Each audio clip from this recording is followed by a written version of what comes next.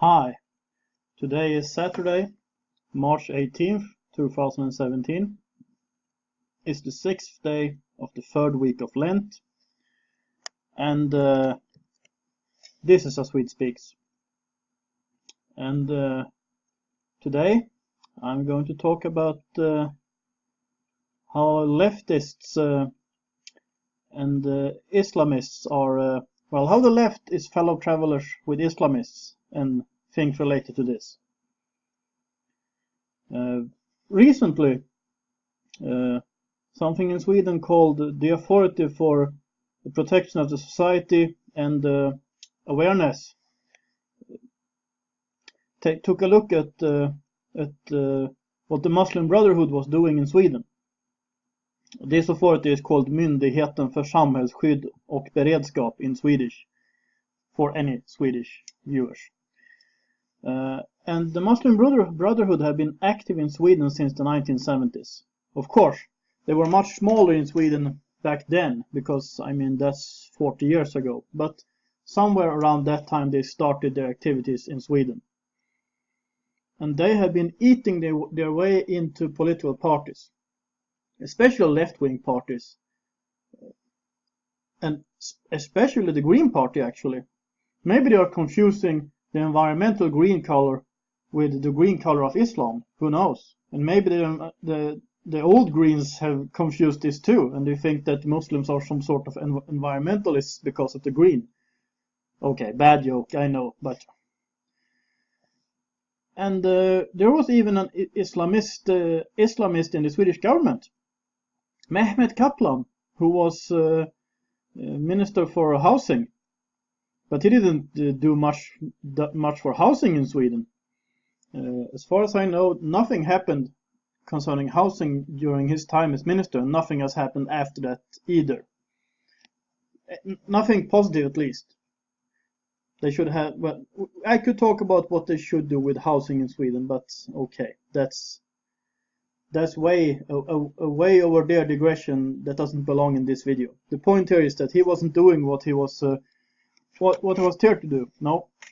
Instead, he was having dinners with Turkish fascists and Turkish nationalists. I guess that's the same thing in Turkey. And I think he was one of Erdogan's friends, Mehmet Kaplan. Remember that name. And of course, he was also an Islamist. He was active in something called, I think it was called the Muslims for Peace or something like that in Sweden. Which, of course, you know, in Islam, peace means submission. That when everyone submits to Islam, or subjection, I think subjection is the right word here. When everyone subjects to Islam, there will be peace. And that means that there will never be peace with Islam, because even if most people may subject eventually, even if that would happen, at least in Europe, where the culture has been weakened because of, and here we have them, because of Marxism and because of cultural Marxism. Sort of economic Marxism, their program of socializing and nationalizing and all that. They didn't really get that done in Europe. Partly, they say that European countries are mixed economies, while even the United States is a mixed economy. But partly they got their program, and not everything. But they managed to influence culture. Because every time you hear the word culture in Sweden, or Norway, but especially in Sweden, and I think maybe also in the United States, the first thing you will think is, aha, leftism, left liberalism, socialism, crazy people. And as a traditionalist conservative, I find that pretty sad, because I love culture, but I think what the left calls culture is actually the demolition of culture. It's not culture. Culture is, okay, I'm going to take this. Culture, that's old, beautiful buildings. That's the fine works of art. The paintings that we're going to actually see what it looks like. Vincent van Gogh, yes please. Pablo Picasso, forget it. And Robinson Crusoe and everything, that's culture.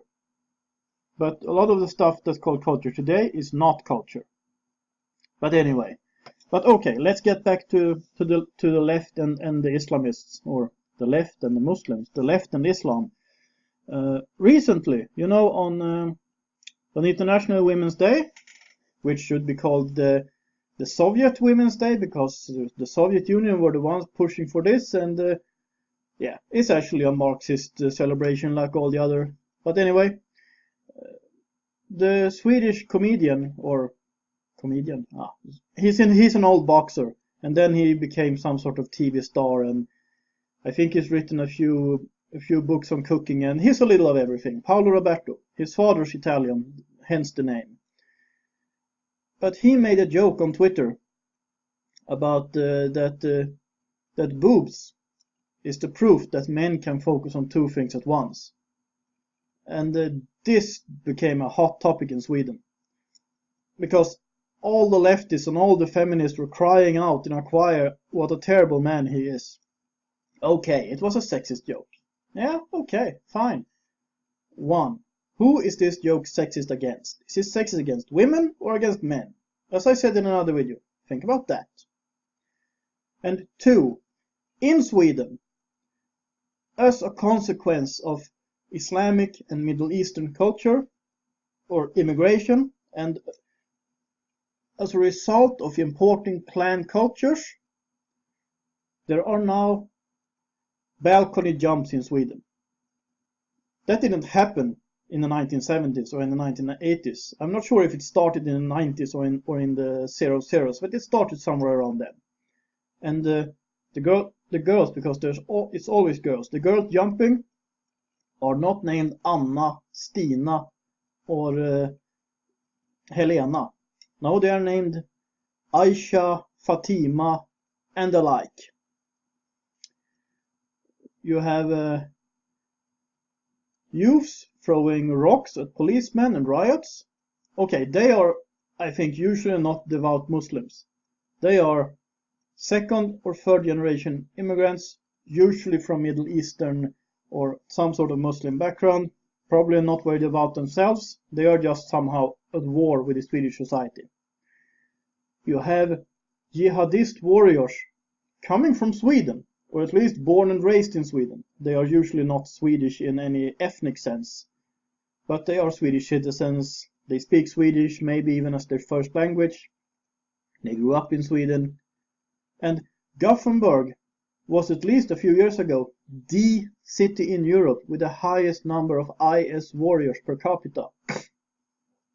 And what do the Swedish politicians want to do? Well, there is one party in Sweden that actually might have an idea, and that's the Sweden Democrats. But they are effectively blocked from any influence in parliament by the other 7 parties. It's a little like, or it's a lot like how they are dealing with Geert Wilders and his party in the Netherlands. And in Sweden, they had a helpline, for a phone line for radicalized Islamists.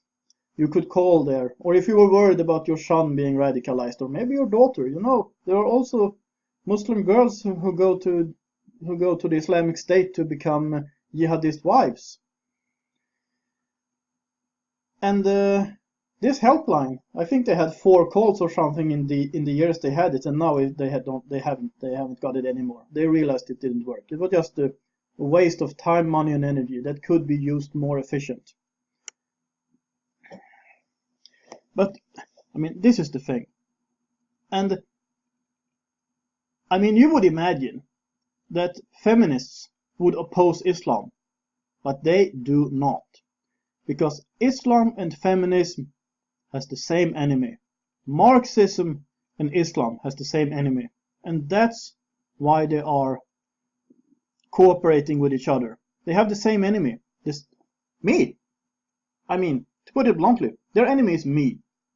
Judeo-Christian Western civilization, white, heterosexual, cis men, at least in Sweden and in Norway.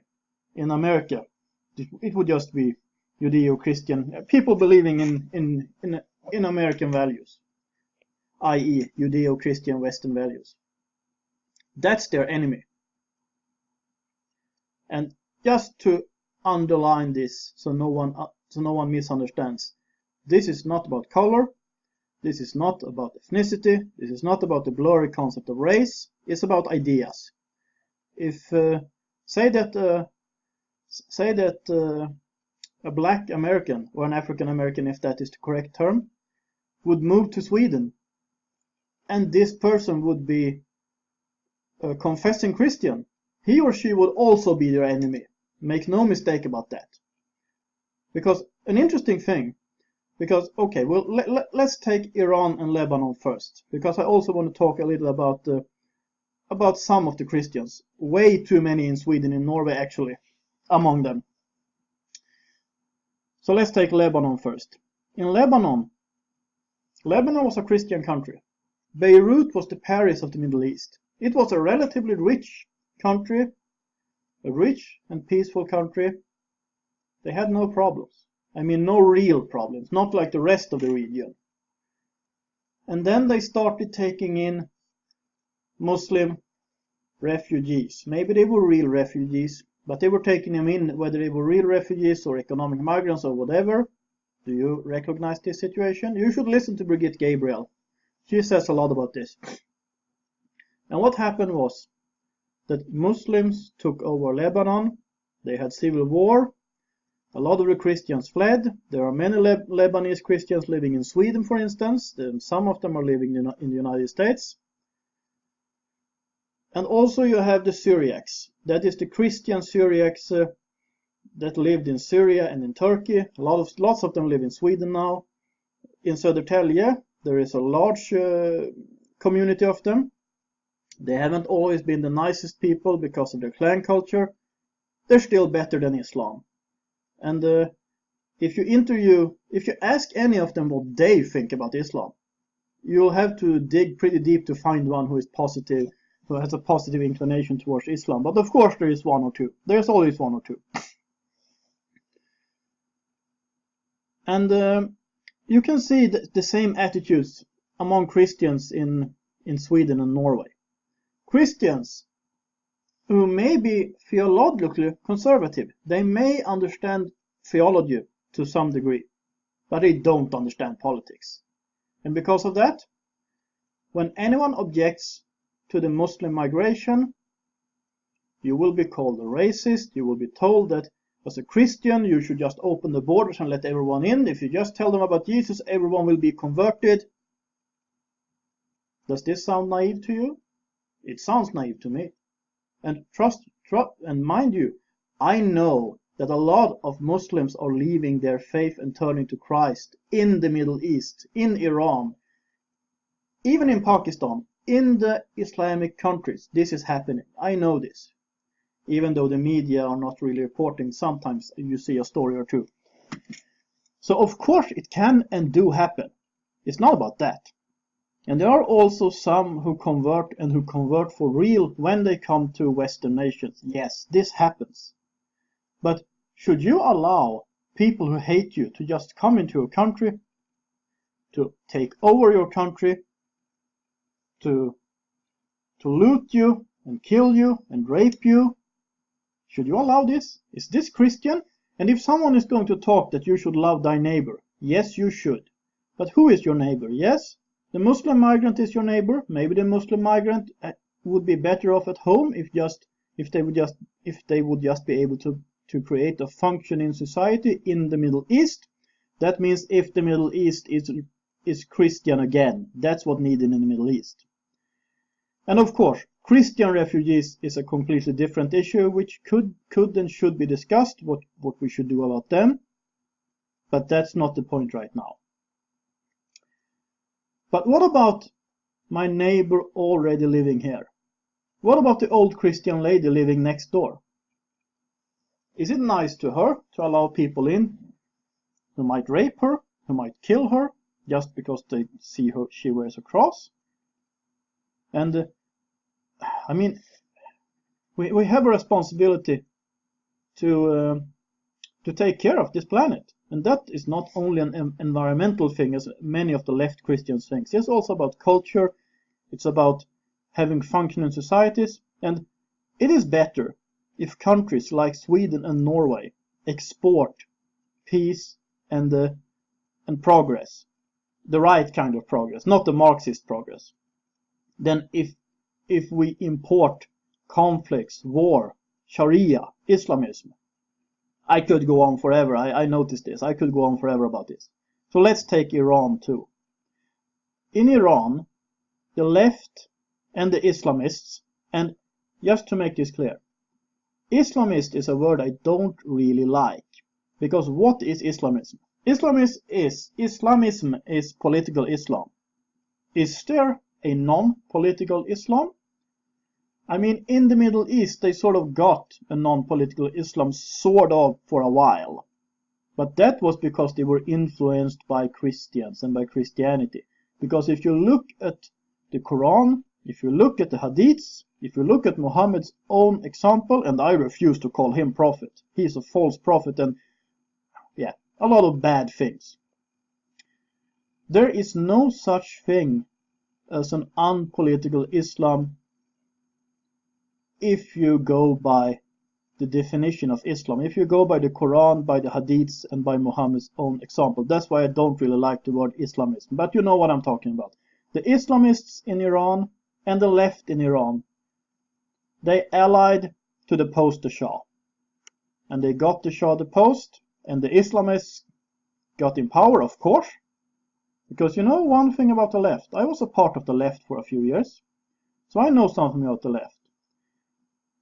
Feminism is very strong in the left. I'm not sure how that was in the Iranian left, but it wouldn't surprise me if it was actually. And a lot of leftist men, most of them actually, are beta male. I'm sorry to use this expression, but they are. They have no chance against the testosterone-driven jihadi Islamists. They are an easy target for them. So, where is the Iranian left now? It's not in Iran. Some of them live in Los Angeles. Some of them live in Norway. And all the Iranians I meet, I don't discuss much with them, but those who I have discussed with, or those who I am following on Facebook, etc., they all dislike or hate Islam. I have actually never met or seen an Iranian Islamist in the West. Some of them are like culturally Muslim, but they're not really practicing. I of course think they should leave Islam altogether, but you know what I mean. So the problem here, I mean, it's good that they are starting to check out the Islamist influence in Sweden, the Muslim Brotherhood and so on. The left and the feminists are focusing on all the wrong things. Okay, Paolo Roberto makes a sexist joke, which might be sexist towards men if you want, actually, but anyway, who cares? There are bigger issues to deal with here. The bigger issues are, if we want to survive as a civilization, we need to fight back, and we need to do it now. And that's what I have to say about this right now. I would like to thank the people who are supporting this channel through PayPal, through Patreon, and through prayers, and all of that is both very appreciated and extremely needed. And if you like this channel, please subscribe so you don't miss anything. Please share my videos on Facebook, on Twitter, or wherever, on social media. If you like my videos, please like them. If you got something to say, please comment.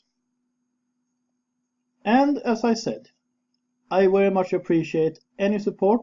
Pray for this channel, and maybe $1 or $2 or 10 or 1,000,000 to my PayPal account or Patreon or wherever. Or well, not wherever. PayPal or Patreon is good. And yeah, that's it for now. This is A Swede Speaks. Have a nice weekend.